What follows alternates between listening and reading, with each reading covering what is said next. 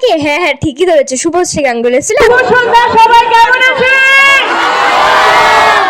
প্রথমেই thank you জানাতে চাই, এই বৃষ্টির মধ্যেও আপনারা সবাই দাঁড়িয়ে আছেন, থ্যাংক ইউ সো মাচ। পিছনে যারা যারা আছেন তারা একটু হাত তুলে আর আওয়াজটা আর একটু জোরে, নালে বুঝতে পারছি না কিছু। Thank you. ছাদের উপরে যারা আছেন তারা ভীষণ সাবধানে থাকবেন, অলরেডি বৃষ্টি পড়ছে, স্লিপ হওয়ার চান্সেস থাকবে। বারান্দায় যারা আছেন তাদেরকে অনেক অনেক ধন্যবাদ। মণ্ডপটা ভীষণ সুন্দর।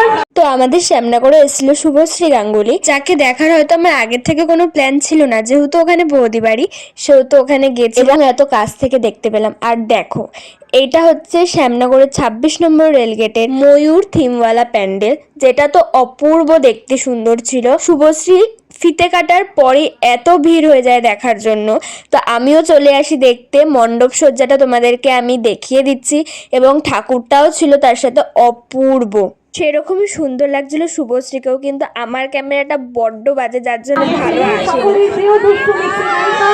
যখন ঢুকলো তখনও একদম সামনে, স্টেজে উঠলো তখনও সামনে দাঁড়িয়ে, যখন গেল তখনও সামনে দাঁড়িয়ে। তো ফিতে কাটার পরেই চলে যায়, এরপর হয় নাচ। তো ফার্স্ট ঠাকুর দেখা তো কমপ্লিট।